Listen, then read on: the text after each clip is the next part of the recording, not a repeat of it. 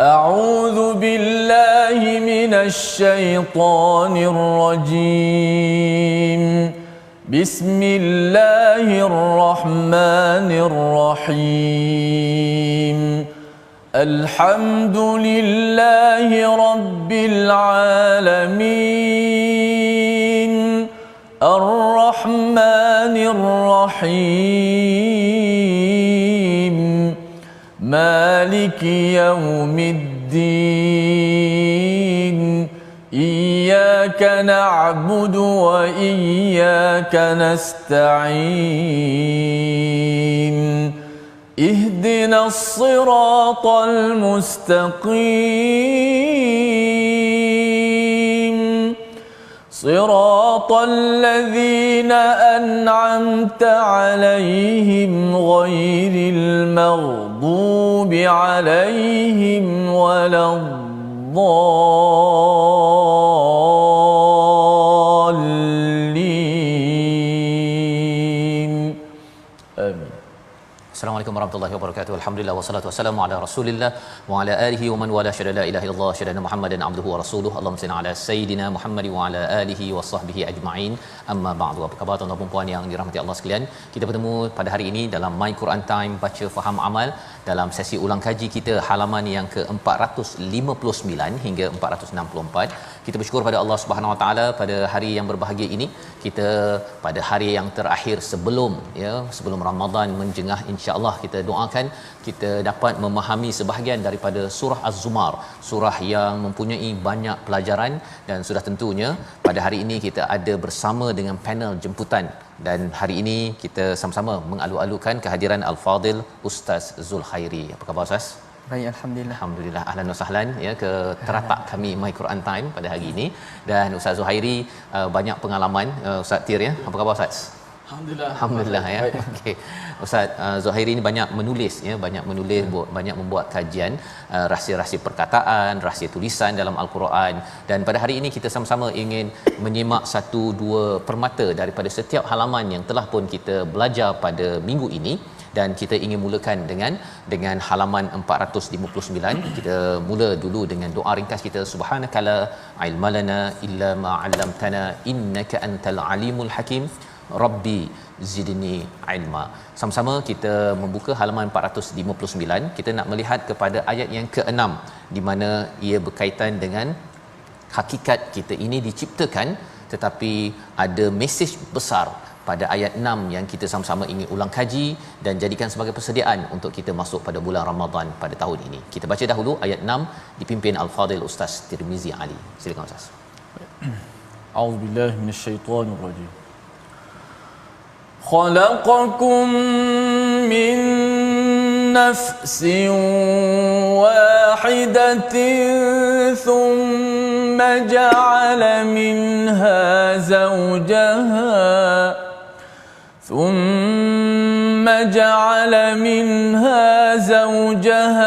وأنزل لكم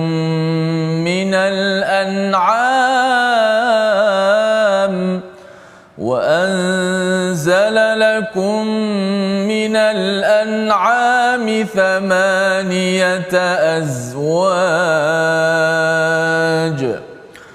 يخلقكم في بطون أمهاتكم خلقا من بعد خلق في ظلمات ثلاث ذلكم الله ربكم له الملك لا إله إلا هو فأنى تصرفون. صدق الله. Surah Al-Azim, dalam ayat yang ke-6 dia menciptakan kamu daripada diri yang satu, kemudian daripadanya dia menjadikan pasangannya, dan dia menurunkan 8 pasang haiwan ternakan untuknya. Dia menjadikan kamu di dalam perut ibumu kejadian demi kejadian dalam 3 kegelapan. Yang berbuat demikian itu adalah Allah Tuhan kamu, Tuhan yang memiliki kerajaan, tidak ada Tuhan selain dia, maka mengapa kamu dapat dipalingkan. Ini adalah ayat yang ke-6 terjemahannya. Kita ingin bersama dengan Al-Fadhil Ustaz Zuhairi untuk menjelaskan tentang kebesaran Allah dalam menciptakan. Di sini ustaz ya ada perkataan thamaniyati azwaj, nak tahu juga mengapa 8 pasangan itu ya, dan juga lebih daripada itu ada perkataan 3 pula, 3 ke 8. Dan di hujung itu, kalau di dalam surah Al-Kahfi kita bercakap tentang ilmu saraf ni biasanya belajar masa sekolah agama ke belajar bahasa Arab, tapi di sini ada perkataan tusrafun. Apa maksudnya dan macam mana Quran boleh menyelesaikan psikologi tusrafun ini sendiri? Silakan ustaz. Alhamdulillah, bihi nasta'in. Allahumma salli ala Muhammad wa ala alihi wasahbihi wa barik wa sallim. Ustaz Fazrul, Ustaz Tirmizi, tuan-tuan dan puan-puan ya. Pertamanya dalam ayat ini Allah Azza wa Jal menyatakan 2 bentuk dalil ketuhanan dan juga 2 dalil yang sepatutnya menerbitkan keimanan dalam diri kita, iaitu dalil kejadian manusia itu sendiri, iaitu pada peringkat awal Nabi Adam alaihi salatu wassalam dan juga isterinya Hawa radhiyallahu anha. Kemudian barulah diceritakan tentang kejadian manusia dalam perut ibu masing-masing. Baik. Tapi sebelum itu, kalau kita lihat pada ayat yang kelima, Allah Azza wa Jal terlebih dahulu menyatakan tentang dalil kejadian alam itu sendiri. Okey, baik. Jadi pada peringkat awal kejadian alam, yang kedua barulah kejadian manusia yang terbahagi kepada 2 tadi, kejadian manusia yang pertama, kemudian barulah kejadian kita semua tuan-tuan. Baik. Daripada 2 dalil kejadian ini, maka Allah Azza wa Jalla pun menimbulkan satu persoalan pada hujung, fa anna tusrafun. Maka mengapa kamu dapat dipalingkan? Apabila saya memerhatikan dalam kitab At-Tahrir wa Tanwir oleh Ibn Ashur, beliau menyatakan perkataan tusrafun ini berasal daripada as-sarfu. As-sarfu artinya al-ib'ad an kulli syai'. Artinya dijauhkan daripada segala sesuatu. Maksudnya dalam ayat ini, mengapa setelah Allah Azza wa Jal mendatangkan dalil kejadian alam, dalil kejadian kamu sendiri, macam mana kamu boleh dijauhkan daripada keimanan terhadap Allah Azza wa Jal? Dan menariknya ustaz, perkataan tusrafun ini dia datang dalam bentuk fi'il mabni lil majhul, ataupun dalam bahasa Melayu kita katakan dipalingkan, bukan dia sendiri yang berpaling daripada kebenaran tersebut. Jadi apa beza dia? Kalau berpaling, artinya dia sendiri yang memilih perkara itu. Antara keimanan dan juga kekufuran, dia memilih untuk kekufuran. Okey. Sekurang-kurangnya dalam bab berpaling itu dia menggunakan akal budinya sendiri untuk memilih kekufuran. Yeah. Tapi dalam ayat ini apabila Allah sebut fa anna tusrafun, bukan dia yang berpaling dengan ikhtiarnya, tapi dia dipalingkan oleh orang-orang tertentu, iaitu mungkin pemimpin-pemimpinnya ataupun sahabat handainya ataupun ahli keluarganya dan sesiapa sahaja. Kata Ibn Ashur, ayat ini secara cynical menunjukkan orang-orang yang tidak beriman kepada Allah ini sebenarnya langsung tidak menggunakan akal mereka dan juga minda mereka, sehingga mereka boleh diperkotak-katikkan dan dengan minta maaf mereka boleh diperbodoh-bodohkan oleh orang lain, sehingga apabila orang lain mengajak mereka ke arah kekufuran pun mereka menerima kekufuran begitu sahaja. Saya rasa itu secara ringkas Ustaz ya. Ya, baik. Jadi terima kasih diucapkan pada Fadil Ustaz Zuhairi menjelaskan pada ayat yang ke-6 ini ya, bila ada pelbagai ada 2 dalil tadi ya, kejadian manusia pertama dan kejadian manusia seluruhnya, dan bila segala bukti ini telah diberikan, fa anna tusrafun, bukannya mereka memilih tetapi mereka dipalingkan ya, maksudnya mudah diperkotak-katikkan Ustaz ya. Tak ada pendirian ya, mudah untuk dikawal oleh orang lain. Jadi dalam hal ini mungkin Ustaz boleh cerita sikit berbeza pula kalau dalam al-Quran ini bila Allah menyatakan dalam surah Al-Kahfi contohnya kan, walaqad sarrafna kan, kami telah menggunakan juga perkataan asal daripada sarafa ini ya. Apa kesan bila al-Quran ini kami pelbagaikan untuk membina jati diri cara kita berfikir, berbanding yang tadi tusrafun itu mudah saja dikawal oleh manusia lain? Silakan. Kalau kita lihat dalam al-Quran ni, dalil yang digunakan oleh al-Quran ini dia dalil yang secara luas pun ada, secara yang khusus pun ada. Bahkan al-Quran ini menggunakan dalil dalam bentuk kalimah, dalam bentuk sebutan huruf, dalam bentuk tajwid sekalipun Ustaz ya.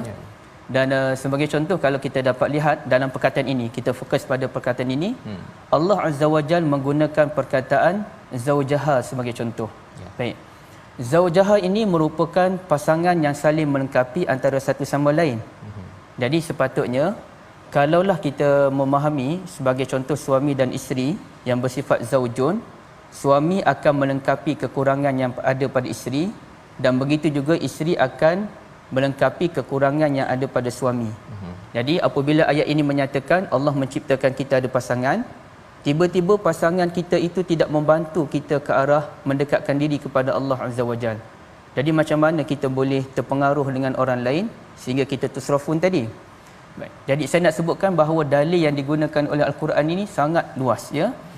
Dan selain daripada itu, ustaz, tuan-tuan sidang penonton yang dirahmati Allah, apabila kita lihat dalam Al-Quran sekalipun dia punya penceritaan tentang umat-umat terdahulu sebagai contoh, baru kita akan jumpa dalam ayat-ayat yang ke depan bagaimana Allah Azza wa Jalla dalam surah Al-Qasas sebagai contoh ya, surah yang ke belakang dalam surah Al-Qasas, Allah Ta'ala memperingatkan kita tentang seorang manusia yang kaya pada zaman dahulu yang namanya Qarun.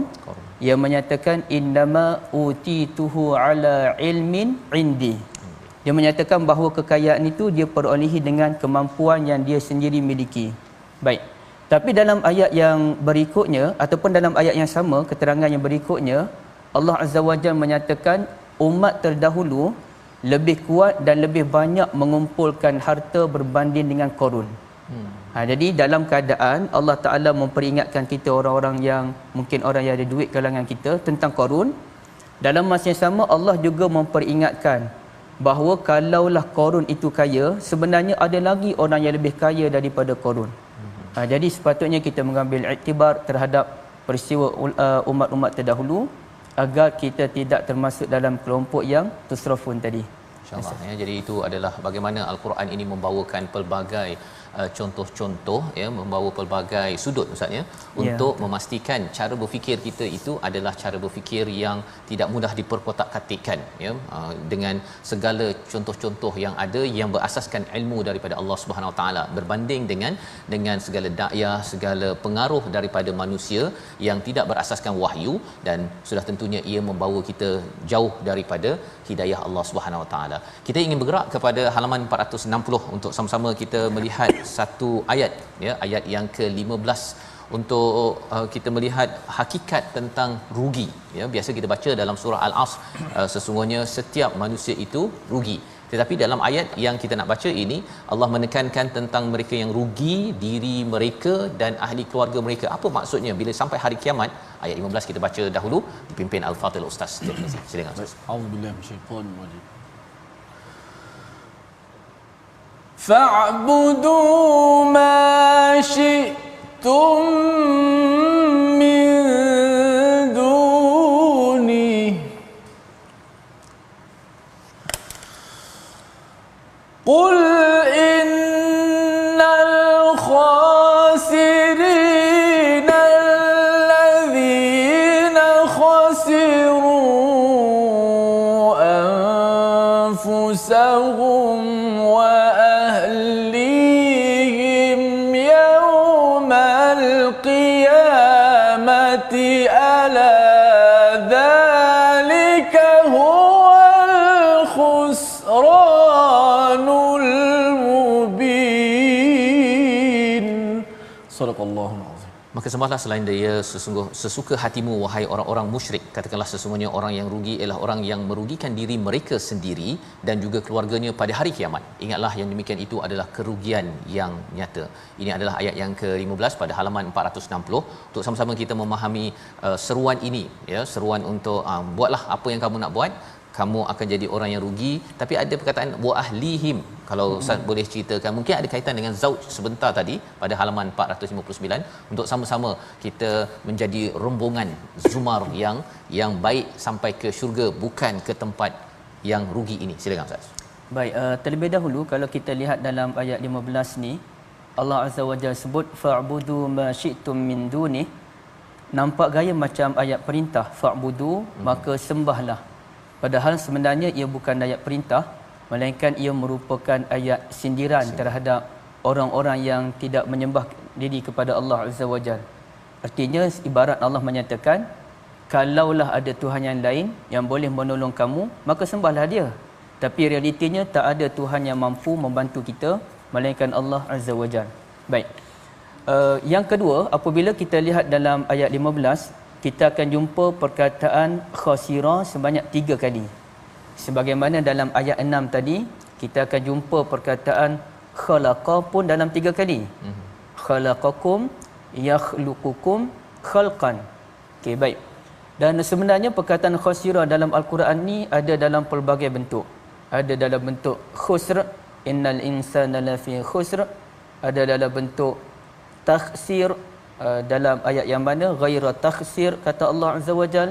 Dan baik, sekarang kita fokuskan kepada 3 perkataan khasira ini. Pertamanya innal khasirin, yang kedua allazina khasiru, dan yang ketiga al-khusran. Baik. Kalau perkataan al-khasirin dalam bahasa Melayu kita sebut ia sebagai kata nama orang-orang yang rugi.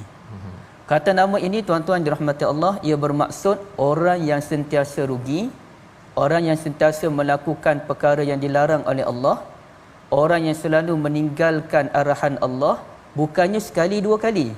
Kalau dia meninggalkan tu ataupun dia melanggar perintah Allah sekali 2 kali, kita boleh katakan sebagai orang-orang yang melakukan kerugian. Tapi apabila dia selalu melanggar perintah Allah, maka kita gunakan kata nama al-khasirin, orang-orang yang memang rugi. Ke mana-mana saja pun dia akan rugi. Ini kira perugilah ni Ustaz ya. Ya, memang betul-betul rugi. Jadi rugi di sini ialah orang yang benar-benar rugi, bukan melakukan perkara yang kecil-kecil tapi yang besar. Baik. Dalam ayat ini dia melakukan syirik kepada Allah Azza wa Jalla. Yang kedua, orang yang rugi tadi, dia bukan sahaja rugi untuk dirinya, bahkan dia melibatkan orang lain. Allazina khasiru, dia melakukan perkara tersebut, merugikan dirinya dan merugikan keluarganya. Dan pada kemuncaknya Allah Azza wa Jalla menegaskan ini merupakan kerugian yang nyata. Ustaz Fazrul, Ustaz Tirmizi, kalau kita lihat dalam Al-Quran juga dia ada perbandingan antara 3 kalimah, khusr, khasara, khusran. Kalau khusr, innal insana lafi khusr. Khasara contohnya, wa nunazzilu minal qur'ani ma huwa shifaa'un wa rahmatul lil mu'minin wa la yazidu adh-dhalimina illa khasara. Dan satu lagi al-khusran, ala zalika huwal khusranul mubin. Khusran ini tuan-tuan dirahmati Allah, menurut beberapa orang pengkaji antaranya Ibn Ashur sendiri, ia kalau dalam bahasa Arab bersifat masdar yang menunjukkan mubalaghah, benar-benar kerugian yang luar biasa. Kalau innal insana lafi khusr, itu kerugian yang umum. Kalau wala yazidu adh-dhalimina illa khasara, itu orang yang menolak Al-Quran, dia mengalami kerugian yang lebih berat daripada itu.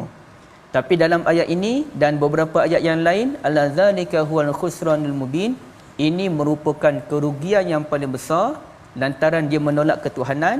Bahkan bukan dia sahaja, dia mengajak keluarganya pun untuk menolak ketuhanan itu sendiri. Jadi ini yang dimaksudkan dengan istilah anfusahum wa ahlihim tadi Ustaz ya. Maksudnya dia bukan sekadar dia buat seorang-seorang je lah ya. Dia mengajak kepada ahli keluarganya untuk menyembah ataupun mengutamakan selain daripada Allah Subhanahu Wa Taala, dan ini adalah satu kerugian yang betul-betul ya. Istilah Ustaz tadi ialah rugi luar biasa yang amat nyata. Dan ini adalah sebagai satu perjuangan kita sebenarnya bagi ibu-ibu, ayah-ayah. Kita dah nak masuk bulan Ramadan. Kita harapkan dengan ayat ini mengingatkan kepada kita nak beribadah, ibadahlah kepada Allah, bukannya kepada selain daripada Allah Subhanahu taala. Apa contohnya kita akan sama-sama ikuti lagi selepas ini, tapi kita nak berehat dahulu ya. Kita kembali semula selepas ini My Quran Time, baca faham amal insya-Allah.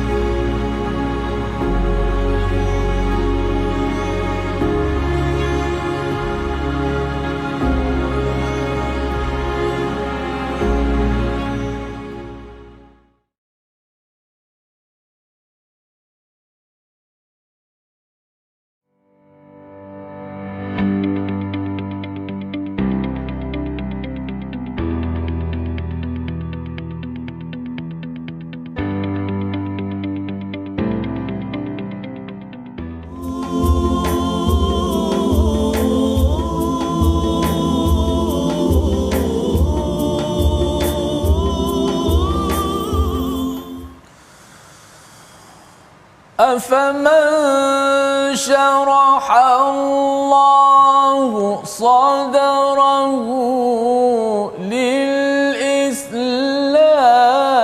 فهو على نور من ربه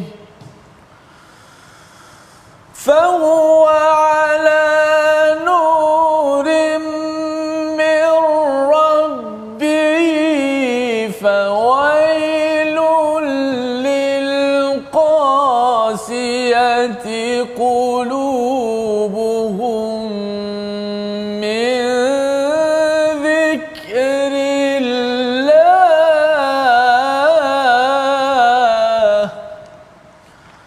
أولئك في ضلال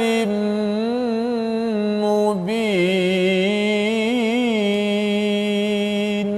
صدق الله العظيم. Kembali kita dalam My Quran Time baca faham amal. Pada hari ini kita mengulang kaji pada halaman 459 hingga 464 dan sebentar tadi Ustaz Tirmizi membacakan ayat yang ke-22 daripada halaman 461 dan kita sudah berbincang halaman 460 sebentar tadi bagaimana tentang kerugian yang berlaku kepada diri mereka dan juga kepada ahli keluarga mereka pada hari kiamat.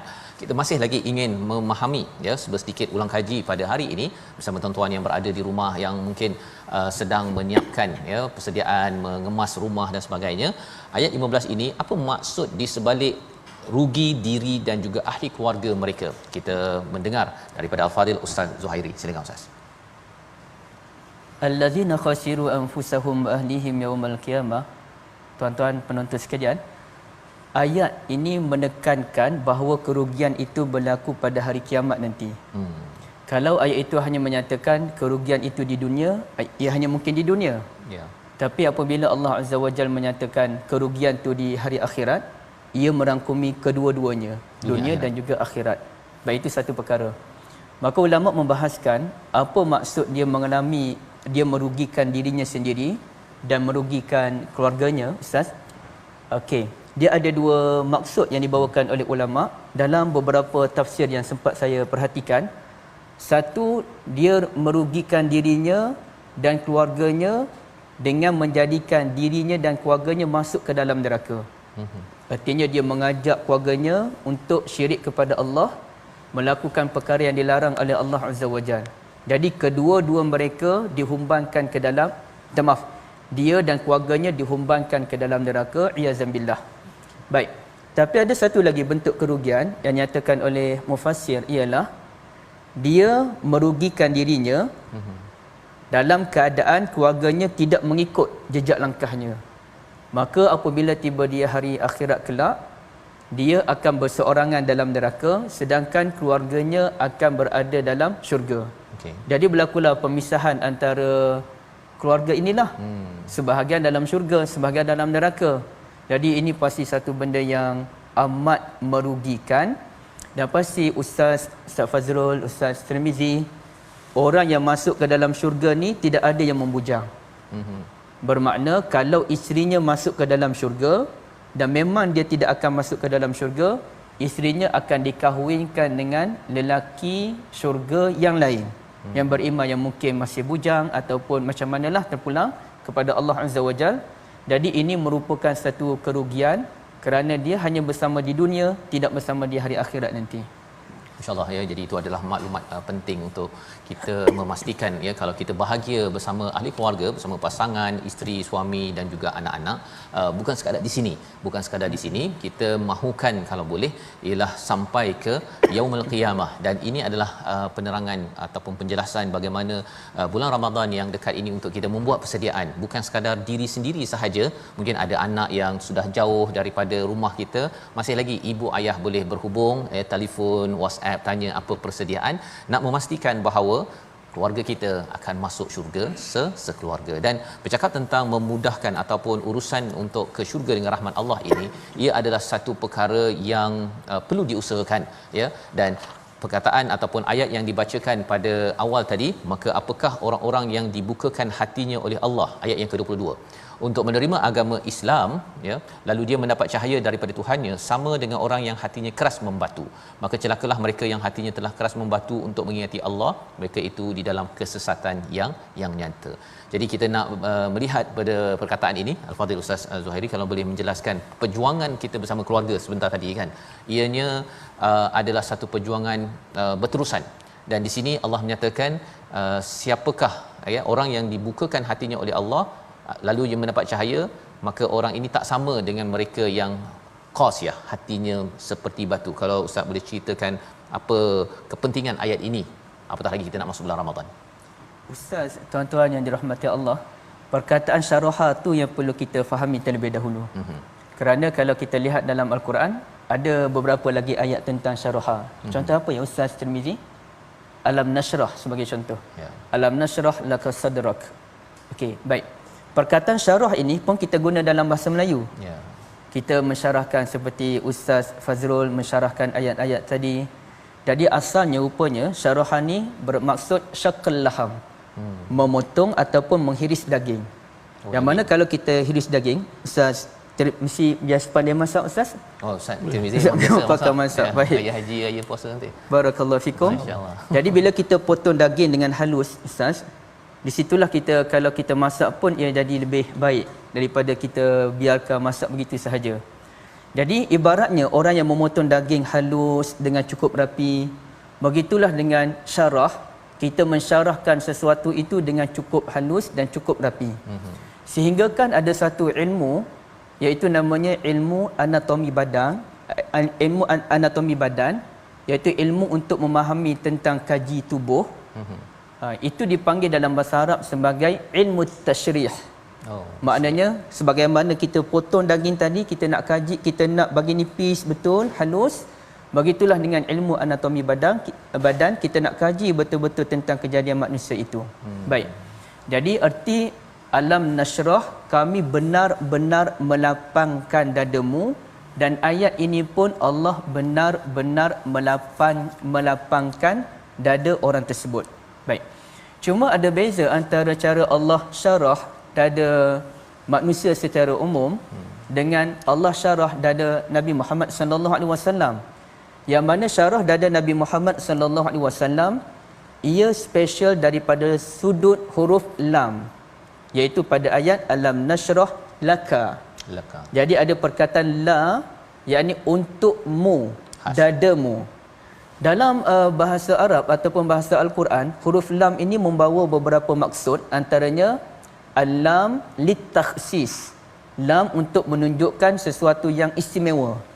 Artinya dalam ayat pertama surah Al-Nashrah, ia istimewa untuk Nabi sallallahu alaihi wasallam, yang mana dada Nabi sallallahu alaihi wasallam ini sangat luar biasa, mendapat pencerahan daripada Allah Azza wa Jalla. Berbeza dengan kita manusia dengan Nabi sallallahu alaihi wasallam. Baik, satu. Yang kedua, di manakah Allah Azza wa Jalla melapangkan, iaitu di dada, sadrahu.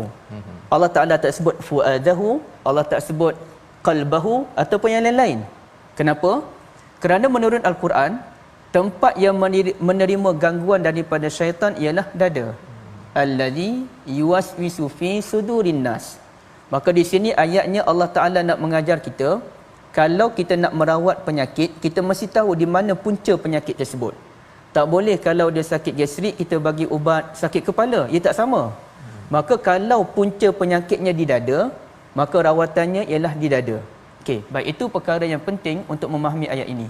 Kemudian barulah Allah menyatakan, sama tak dengan orang yang diberikan syarah oleh Allah Azza wa Jalla di dadanya berbanding dengan orang yang kotor hatinya ataupun qasiyah, disebut dalam ayat yang lain summa qasat. Kita sebut kesat, ya, kesat.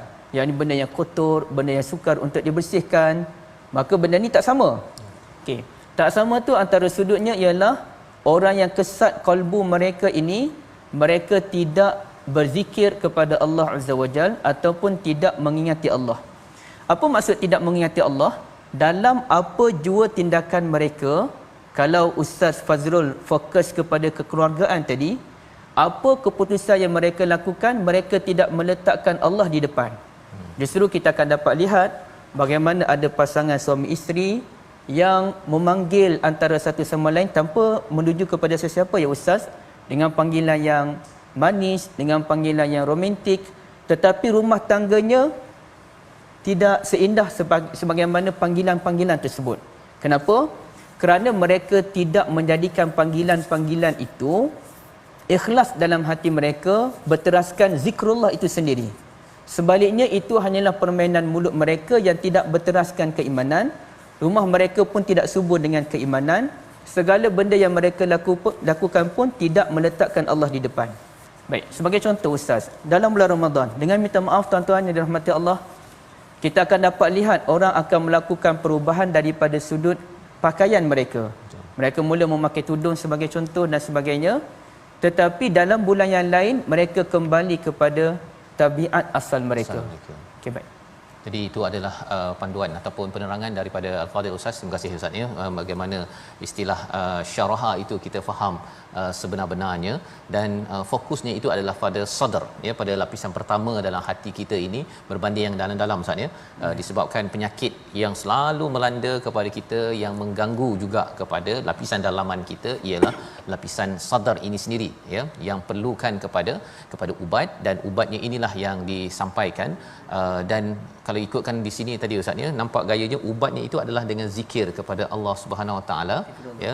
Zikir itu adakah yang subhanallah subhanallah subhanallah ataupun apa maksud zikrullah dalam ayat ini? Pasal kita dah masuk Ramadan, kita nak pastikan zikir itu betul bertepatan dengan apa yang dimaksudkan ayat 22 ini. Zikir itu dinyatakan oleh Allah sebagai qalbun. Allah Taala memberikan syarah pada dada. Kemudiannya Allah menceritakan isu qalbun pula. Setelah kita mendapat syarah di dada ini, kita mesti memperkasakan satu lagi nilai yang lain, namanya qalbun.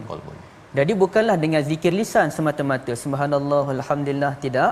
Tapi qalbun ini artinya trust ataupun paksi kepada diri kita sendiri. Dalam apa jua kita lakukan, kalau kita hanya sekadar menyebut subhanallah, tapi ingatan kita terbang ke tempat lain Ustaz, tak ke mana-mana. Yang kita naknya ialah walaupun kita hanya sebut subhanallah sekali dua kali, tapi ia membekas dalam dada kita dan akhirnya menjadi ejen transformasi kepada diri kita sendiri. Jadi ingatan, lisan, tindakan, segala keputusan mestilah zikrillah. InsyaAllah ya. Jadi itu adalah bagaimana bila sadar lapisan pertama itu sudah dilapangkan, perlu top up Ustaz ya. Perlu ditop up dengan zikir kepada Allah agar hati lapisan yang seterusnya ini dia konsisten dengan apa yang telah dimudahkan, dilapangkan oleh Allah SWT. Kalau kita tidak top up dengan zikir kepada Allah, dengan memfokuskan keutamaannya kepada Allah Subhanahu taala, mungkin akhirnya yang lapang pun jadi tak lapang Ustaz ya, disebabkan tidak tenang, dan akhirnya hidup diisi dengan pelbagai cabaran. Kalau kita tengok dalam surah Luqman itu, antara cabaran bagi membina sebuah rumah tangga ini adalah lahwul hadis ya, hiburan, perkataan-perkataan yang tak berapa kena dengan apa yang Allah serukan. Jadi ini adalah panduan daripada halaman 461, dan kita nak bergerak kepada halaman 462 di mana kita akan memberi fokus kepada ayat pertama juz yang ke-24. Mari sama-sama kita baca ayat 32 dipimpin Al-Fadhil Ustaz Tirmizi. Silakan Ustaz. Baik, terima kasih Fadhil Ustaz Fazrul. Kita baca ayat yang 32 muka surat 462. A'udzubillahi minasyaitonir rajim.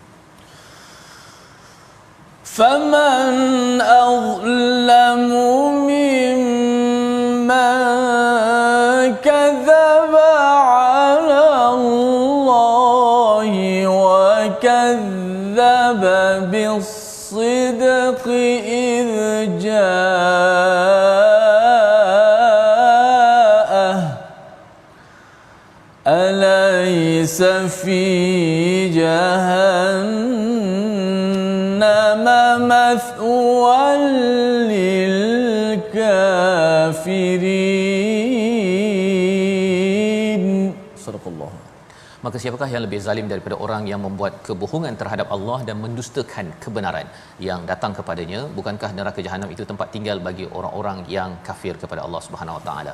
Ini adalah satu peringatan memulakan juz kita yang ke-24 di mana Allah menjelaskan tentang perkataan kadzaba ya Ustaz ya. Jadi bagaimana istilah orang biasa cakap kadzaba ni mendusta tu tipu je kan, tipu yang sepatutnya 1 + 1 2 dia kata oh tak 3. Itu kefahaman awal tentang tipu. Tapi apa maksud tipu ataupun mendustakan dalam ayat ini yang sehingga Allah menyatakan jahannam mathwal lil kafirin? Sila Ustaz. Sebelum kita melihat kalimah kazaba ataupun tipu, ada elok kita memahami kalimah azlam terlebih dahulu. Dan menariknya pada tadi Ustaz baca afaman, yakni faman pula. Baik, dia ada sedikit perbezaan tapi itu bukan tumpuan kita pada kali ini. Faman azlamu, kata Nabi SAW, az-zulmu zulumatun yaumal qiyamah. Kezaliman itu merupakan kegelapan pada hari kiamat. Artinya tuan-tuan dirahmati Allah, orang yang melakukan kezaliman bermakna dia telah menggelapkan masa depannya di hari kiamat nanti. Masa depan. Dan bukan sahaja di hari kiamat, bahkan dia menggelapkan kolbunya, dia menggelapkan masanya di dunia sekalipun. Jadi orang yang melakukan kezaliman perlu ingat, kezaliman ialah kegelapan, masa depan yang gelap. Baik, apa maksud kezaliman yang ditekankan dalam ayat ini? Dia telah melakukan dua perkara dan kedua-dua perkara ini dipersembahkan oleh Allah dalam dua bentuk yang berbeza. Yang mana kalau kita perincikan daripada sudut bahasa, kita akan temui masya-Allah dahsyat persembahan Al-Quranul Karim. Satu, kazaba 'ala Allah, dia mendustakan ke atas Allah. Dan yang kedua, wa kazzaba bis-sidqi idh ja'ah, dia benar-benar mendustakan dengan kebenaran apabila kebenaran itu datang.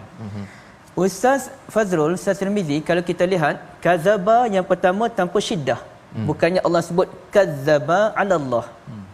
Dan bukannya Allah sebut wa kazaba bis-sidqi. Tapi untuk Allah kazaba, untuk kebenaran seperti Al-Quran kazzaba. Kazzaba. Artinya manusia ini kadang-kadang dia tidak berbohong kepada Allah. Kita lihat bagaimana orang Yahudi, orang Nasrani, mereka tetap menyembah Allah Azza wa Jal, tetapi mereka menolak kebenaran yang datang yang dibawakan oleh Nabi Muhammad sallallahu alaihi wasallam itu sendiri. Dan kita pun jumpa dengan orang yang mana dia sebut dia masih orang Islam, dia sembah Allah Azza wa Jal, dia menunaikan haji dan sebagainya. Okey, dengan Allah dia tak ada masalah yang banyak, tapi dengan ajaran-ajaran Allah, walaupun dia telah menunaikan haji, dia masih lagi tidak dapat melepaskan diri daripada perbuatan maksiat seperti riba, daripada rasuah, daripada menindas orang, tidak dapat menjaga tutur kata dan sebagainya. Jadi di situ kita dapat lihat beza rupanya kazaba 'ala Allah tanpa syiddah dengan wa kazzaba. Artinya kazaba 'ala Allah, mendustakan Allah. Wa kazzaba, benar-benar mendustakan, dan perkataan digunakan, huruf digunakan bi. Wa kazzaba bisidqi. Bin ini boleh membawa banyak maksud, antaranya kalau boleh kita katakan dia benar-benar mendustakan kebenaran yang memang dekat dengan dia. Kebenaran itu tidak jauh, dekat saja dengan dia. Ilja'ah, apabila kebenaran itu datang kepada dia.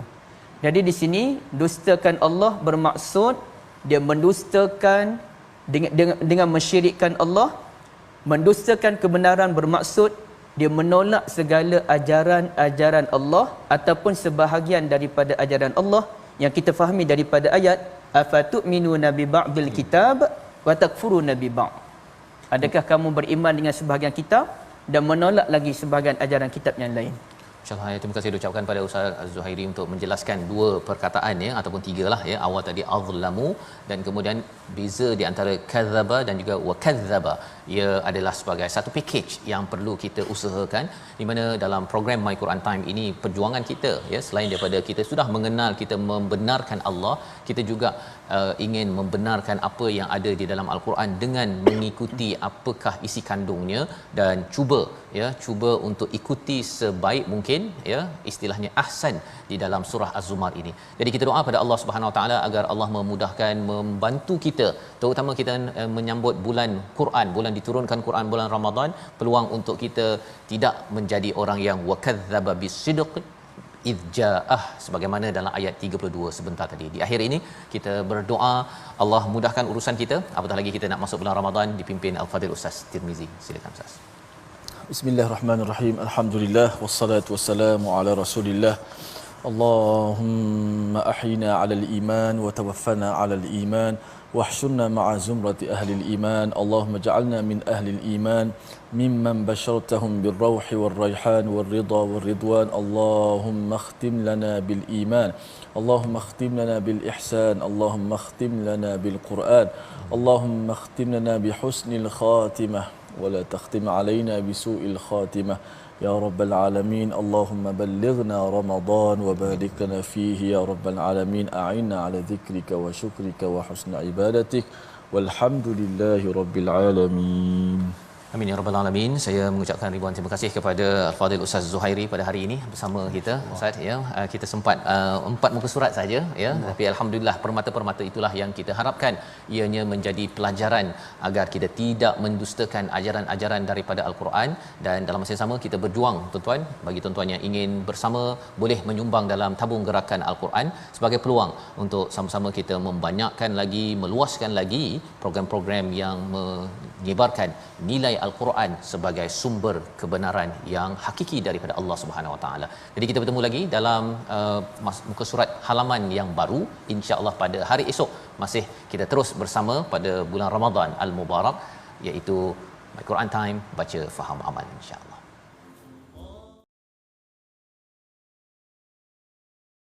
Yakin percaya pada janji-janjinya, syukur segala nikmat kurnia.